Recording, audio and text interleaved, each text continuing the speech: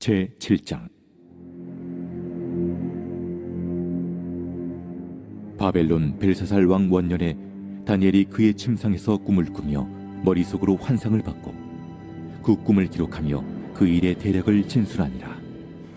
다니엘이 진술하여 이르되, 내가 밤에 환상을 보았는데 하늘에 내 바람이 큰 바다로 몰려 불더니 큰 짐승 넷이 바다에서 나왔는데 그 모양이 각각 다르더라.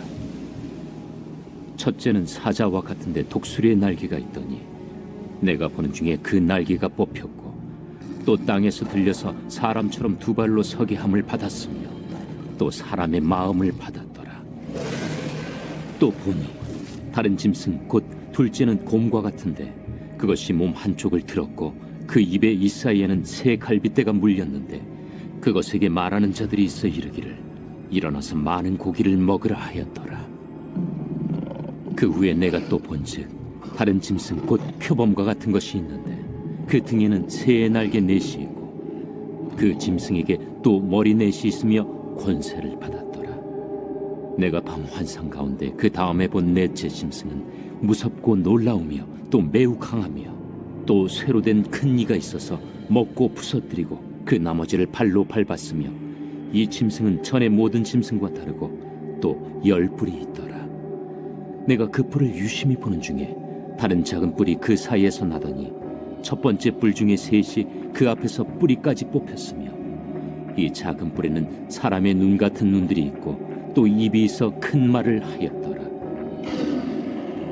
내가 보니 왕자가 놓이고 옛적부터 항상 계신 이가 좌정하셨는데 그의 옷은 희기가 눈 같고 그의 머리털은 깨끗한 양의 털 같고 그의 보좌는 불꽃이요 그의 바퀴는 타오르는 불이며 불이 강처럼 흘러 그의 앞에서 나오며 그를 섬기는 자는 천천히요 그 앞에서 모셔 선 자는 만만이며 심판을 베푸는데 책들이 펴 놓였더라. 그때 내가 작은 뿔이 말하는 큰 목소리로 말미암아 주목하여 보는 사이에 짐승이 죽임을 당하고 그의 시체가 상함받아 타오르는 불에 던져졌으며 그 남은 짐승들은 그의 권세를 빼앗겼으나 그 생명은 보존되어 정한 시기가 이르기를 기다리게 되었더라.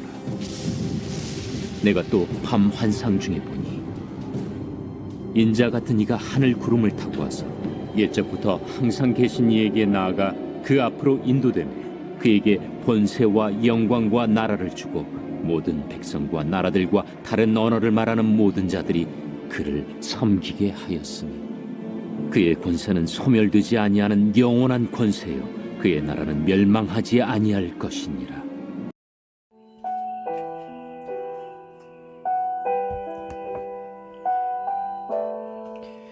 다니엘은 환상을 통해서 과거, 현재, 이 미래의 역사를 알게 됩니다. 옛적부터 항상 계신 이가 그 모든 역사를 인도해 나가시는 것을 깨닫게 되는 거죠. 이 다니엘이 본 이 환상을 통해 오늘날 우리들에게 주는 교훈은 과연 무엇이 있을까요?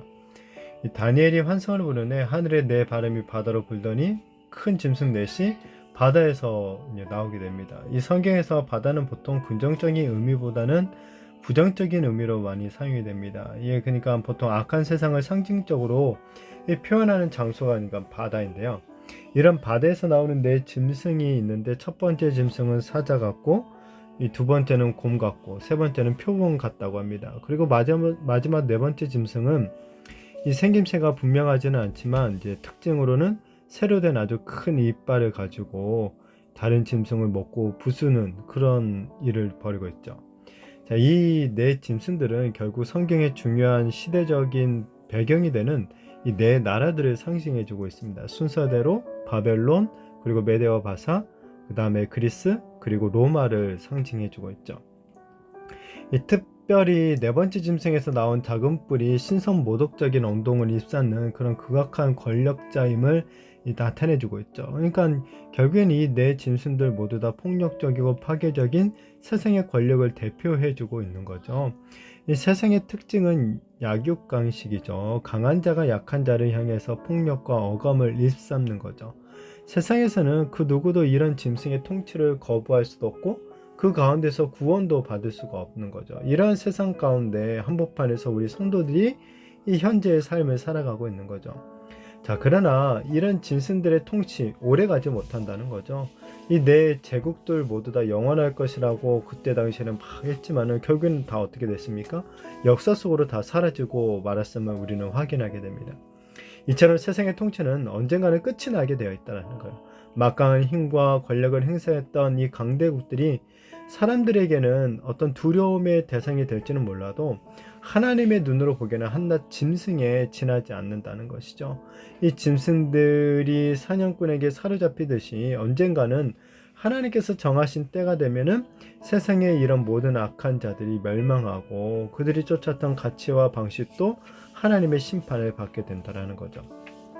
따라서 이 세상을 살아가는 우리 성도들, 강한 자들이 남용하는 힘의 논리가 아니라 하나님의 말씀의 논리대로 삶을 살아가야 되는 거죠. 이 돈이 권력이 되는 그런 물질 만능주의 시대 가운데서 우리는 오히려 이웃들의 고통과 아픔을 공감해주고 그들을 섬기는 삶을 살아가야 하는 것입니다. 우리도 똑같이 어떤 세속적인 욕망을 채우려는 그런 욕심으로만 이 가득한 삶을 살아가서는 안 되는 거죠. 왜냐하면 악한 세상의 심판, 결국 그들이 부렸던 그 탐욕을 통해서 이루어졌기 때문에 그런 거죠. 자, 내 짐승의 이런 환상 후에 다니엘이 이제는 법정과 같은 것을 보게 돼요. 그곳에는 옛적부터 항상 계시니가 이 자정에 계시는데 옷은 희고 머리털은 양털과 같다라고 합니다. 하나님의 거룩하심을 표현하고 있는 거죠. 그리고 하나님께서 앉으신 그 보좌, 불꽃이고 그 밖에는 타오르는 불이라고 표현합니다. 그리고 불이 너무 밝아서 감히 하나님을 바라볼 수 없습니다. 그리고 하나님께서는 그 불로 내 짐승과 같은 악한 세상의 세력들을 이 심판하시는 거죠. 하나님의 심판으로 인해 이 짐승이 죽임을 당하고 남은 짐승들은 권세를 빼앗기게 되는 것입니다. 자, 여기서 하나님을 옛적부터 항상 계신 분이시다라고 표현하고 있죠. 어떤 심판 때에만, 어떤 특정한 때에만 잠깐 등장하시는 그런 분이 아니라는 거예요. 이 다니엘의 시대, 그리고 사실 그 이전부터죠. 다니엘의 시대에 다니엘과 함께 하셨던 것처럼 하나님께서는 지금도 우리 성도들과 함께하고 계신다라는 것을 믿으시기를 바랍니다. 그렇게 우리 성도들 세상의 권세를 두려워하지 않는 거죠. 아무리 세상이 우리를 핍박한다 할지라도 이 옛적부터 항상 계신 하나님의 그 의로운 심판으로 말미암아 세상은 멸망하고 우리 성도들은 구원을 받게 된다라는 것을 믿어야 되는 거죠.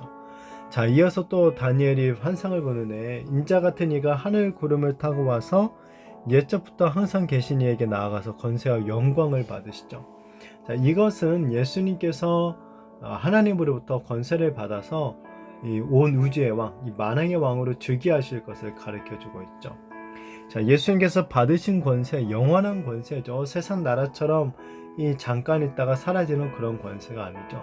그리고 예수님이 다스리는 나라 또한 멸망하지 않는 이 영원한 나라인 것입니다. 자, 이것은 우리 성도들의 미래를 보여주고 있는 거죠. 임마누엘의 하나님은 현재에도 미래에도 우리 성도들과 함께 해주실 것이기에 우리가 결코 염려할 필요가 없다라는 거예요. 예수님께서 영원한 권세로 이 모든 자들로부터 섬김을 받으시고 이 영원한 나라를 통치하실 것인데 우리가 구원을 받아서 그 나라에 동참하기 때문에 우리가 염려하지 않는 거죠.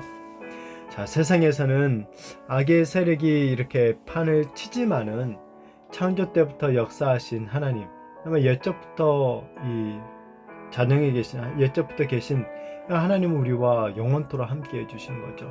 그리고 부활 승천하셔서 이 하늘에서 이 만왕의 왕으로 즉위하신 예수님, 이 종말에 정말 악을 심판하시고 영원한 나라를 이루실 것입니다. 우리 성도들의 과거, 현재, 이 미래가 다 보장되어 있는 거죠. 그렇게 우리는 이 하나님을 향하여서 에베네셀의 하나님, 임마누엘의 하나님, 그리고 여호와 이레를 고백하면서 오직 예수님만을 믿고 의지하며 살아가면 되는 것이죠. 이 바라기는 정말 옛적부터 항상 계신 이의 그 나라를 온전히 믿고 그 나라에 또한 온전히 참여하게 될 것을 소망하면서 정말 하루하루 더욱더 믿음으로 살아가게 되는 정말 우리 모든 성도님들이 되시기를 예수님의 이름으로 축복합니다.